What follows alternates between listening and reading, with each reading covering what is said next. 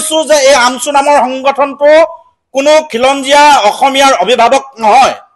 গতিকে আপোনালোকে অসমত অসমীয়াৰ অভিভাৱক দেখুৱাই এনেকুৱা ধৰণৰ স্পৰ্শকাতৰ বিষয়বিলাকত বুমেৰাং কৰিবলৈ চেষ্টা নকৰিব। যদি আপোনালোকে চেষ্টা কৰে, আমি সংগ্ৰামী যুৱ ছাত্ৰ পৰিষদ অসম, আজি সংগ্ৰামী সেনা, অসমীয়া যুৱ মঞ্চ আছে, আমাৰ কিন্তু প্ৰত্যাহ্বান ল'বলৈ আপোনালোকে সাজু হৈ থাকক। তাৰ লগে লগে আৰু এটা কথা আমি ক'ব লাগিব, এটা ৰাজনৈতিক দল, যিটো ৰাজনৈতিক দল নাম হৈছে AIUDF, যিটো ৰাজনৈতিক দলে বিগত সময়ত আমাৰ খিলঞ্জীয়া, আমাৰ সংখ্যালঘুসকলক লৈ কেৱল মাত্ৰ তেওঁলোকে ৰাজনীতি কৰি আহিছে। এই কথা আমাৰ অসমৰ প্ৰতিগৰাকী অসমীয়াই এই কথা জানে, আমাৰ সংখ্যালঘুসকলেও এই কথাটো তেখেতসকলে স্পষ্টকৈ অনুভৱ কৰে। কিন্তু এই ক্ষেত্ৰত তেখেতসকলৰ যিসমূহ ৰাজনৈতিক নেতাপালি নেতা আছে, শেহতীয়াকৈ তেখেতসকলৰ যিসমূহ বক্তব্য, এই বক্তব্যবিলাকৰ পৰা আমি এটা কথা অনুভৱ কৰিছো যে গোটেই বিষয়টো বুমেৰাং কৰিবৰ কাৰণে এই AIUDF নামৰ ৰাজনৈতিক দলটোৱেও কিন্তু অহৰহ প্ৰচেষ্টা কৰি আছে। গতিকে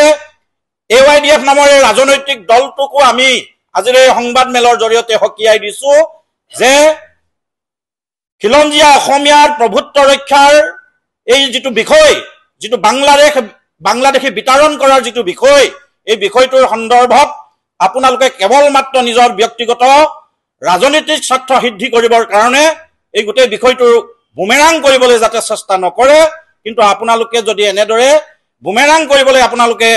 ৰাজনীতি কৰিবলৈ বিচাৰে, তেতিয়াহ'লে অনাগত সময়ত কিন্তু আপোনালোকে তীব্ৰ প্ৰত্যাহ্বানৰ সন্মুখীন হ'ব। এইখিনিতে আমি এটা কথা স্পষ্টকৈ ক'ব লাগিব যে এই সমগ্ৰ বিষয়টোৰ সন্দৰ্ভত যেতিয়া NRCৰ উন্নীতকৰণৰ ব্যৱস্থাটো হৈছিলে,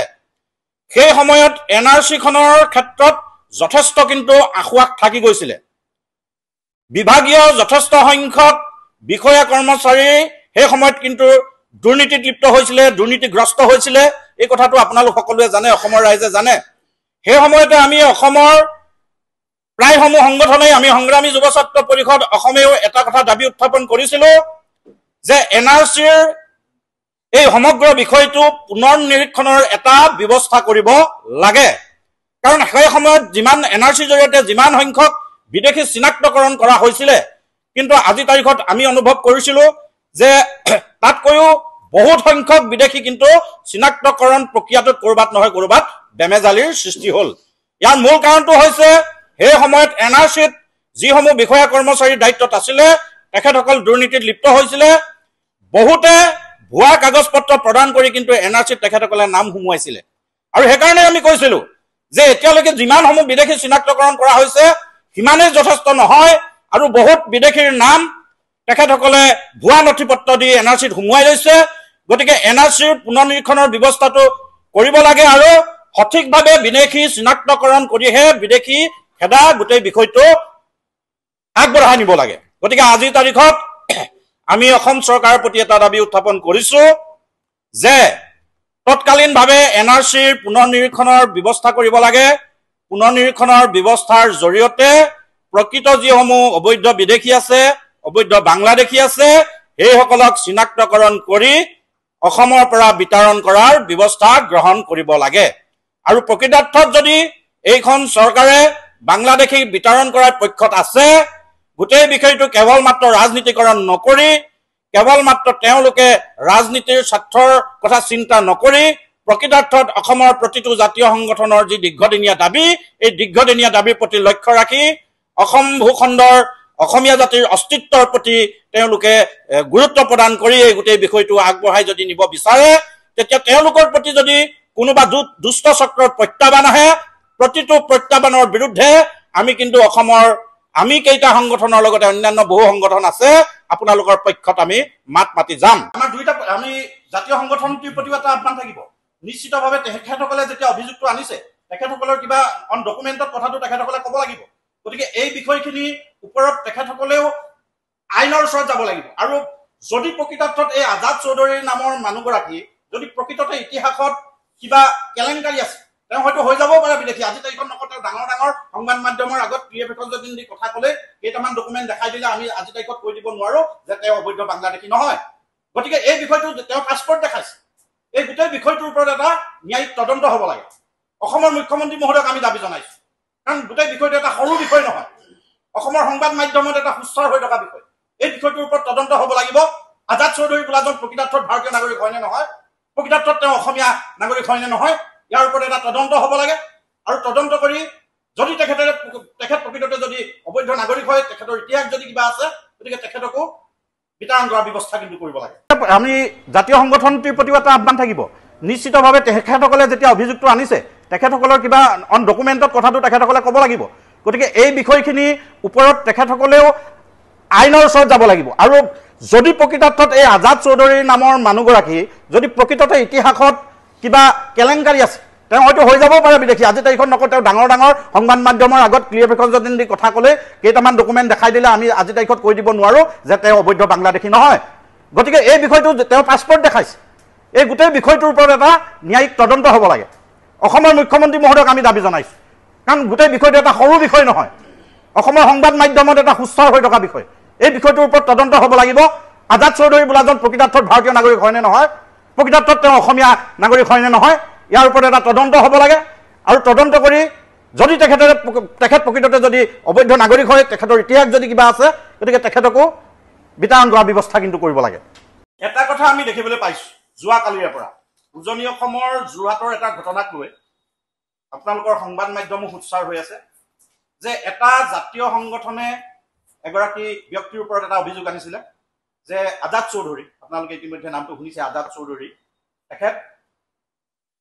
তেখেতৰ ওপৰত কিছু ইলিগেশ্যন আহিছে ইলিগেশ্যন হয়তো সেই সংগঠনটোৱে কিবা তেখেতসকলৰ ওচৰত নিশ্চিতভাৱে কিবা ডকুমেণ্ট থাকিব লাগিব যাৰ বাবে তেওঁলোকে গোটেই বিষয়টো ইলিগেশ্যনটো আনিছে তাৰপিছত আমি দেখিবলৈ পালোঁ যোৱাকালি যোৰহাটত তেখেতসকলে এই ব্যক্তিগৰাকীয়ে কোনোবা সংবাদ মাধ্যমৰ আগত এটা স্পষ্টীকৰণ দিছে স্পষ্টীকৰণটো মানি ল'লোঁ তেখেতে দুই এটা ডকুমেণ্ট দেখাইছে যে তেখেতে প্ৰকৃতাৰ্থত বাংলাদেশী নহয় তেখেতৰ ওপৰত এইটো মানে মিছা আৰোপ আনিছে বুলি তেখেতে কৈছে কিন্তু এই সময়ত আমি এটা কথা ক'ব বিচাৰিছোঁ যে তেখেতে